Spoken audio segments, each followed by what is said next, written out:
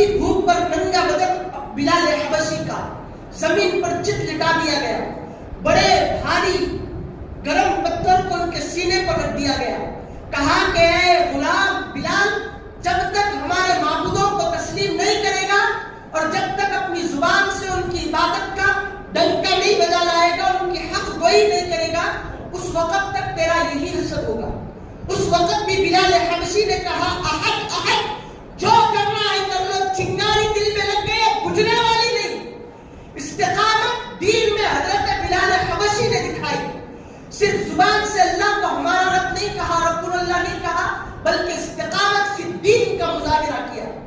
اب ایک صحابی رسول نے کہا کہ جس زمین پر بلال حبشی کو جس کنکروں پر لٹایا گیا تھا، اس کنکروں کا جب میں نے مشاہدہ کیا تو میں نے وہ کنکروں کو دیکھا، وہ کنکروں کا یہ عالم تھا، اس قدر وہ گرم تھے، اگر کوئی گوشت کا ٹکڑا اس کنکر پر، اس پتھر پر ڈال دیا جاتا تو اس کی گرماہٹ کی وجہ سے وہ گوشت پک جاتا۔ اس گرم پتھروں پر بلال حبشی کو لٹایا گیا، لیکن بلال حبشی کی زبان پر جس قدر ابتدا میں اللہ کی وحدت کا ڈنکا بجا ہوا تھا، انتہا میں بھی احد احد کی صدا لگائی۔ یہ بلال حبشی کا استقامت فی الدین تھا۔ انہوں نے صرف زبانوں سے اپنی اللہ کی عبادت کو بیان نہیں کیا، بلکہ اس میں استقامت دکھائی، مرتے دم تک اس پر ثابت قدم رہے۔ شاعر نے کیا کہا؟ شاعر نے کہا جان دی ہوئی اس کی تھی، حق تو یہ ہے کہ حق ادا کر رہا ہوں۔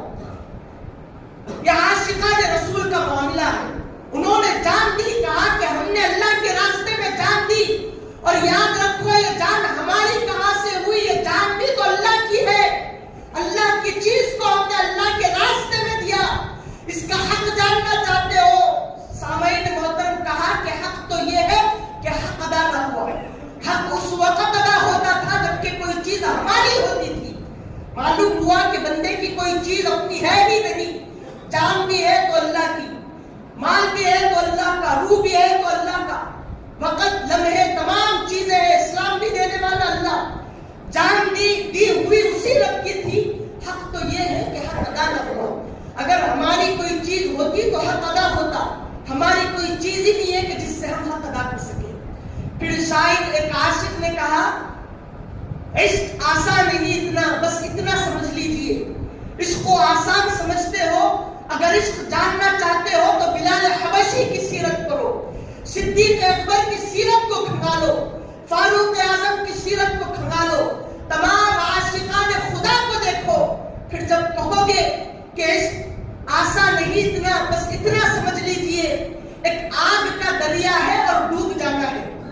یہ عشق ایک آگ کا دریا ہے، اگر عشق چاہتے ہو، عشق حاصل کرنا چاہتے ہو تو اس آگ کے دریے میں غوطہ لگانا پڑے گا، جیسا کہ بلال حبشی نے تپتی دھوپ میں اللہ کو ایک ہونے کو پکارا۔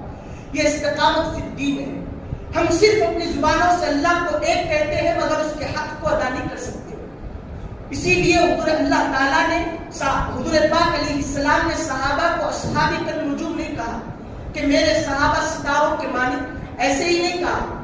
اللہ نے صرف ایسے ہی قرآن میں زندہ رہنے کے باوجود دنیا میں بحالت ایمان، دنیاوی زندگی میں ان کو جنت کا ان سے وعدہ نہیں دیا۔ ان کو وعد اللہ الحسنہ صرف ایسے ہی نہیں کہا۔ ان کے مجاہدات، ان کے اللہ کے سامنے ان کا یہ کردار، عشق کی اتنی انتہا، تو اللہ نے کہا کہ وعد اللہ الحسنہ، ہر صحابی کو ہم جنت والا بناتے ہیں اور جنت کا وعدہ دیتے ہیں۔ یہ صحابہ اکرام کا مجاہدہ تھا۔ ہمیں بھی چاہیے کہ ہم صرف مسلمان نہ بنے، اسلام لانے کے بعد، اللہ کو ہمارا رب کہنے کے بعد استقامت فی الدین کا معاملہ کریں، دین میں عمر بھر ثابت قدم رہے، ہر طرح کے معاملے کو سہے اللہ کے لیے، اور کبھی کسی چیز کو اپنا نہ کہیں۔ جان دی ہوئی اس کی تھی، حق تو یہ ہے کہ حق ادا نہ ہوا، اس معاملے میں اپنے آپ کو رکھیں۔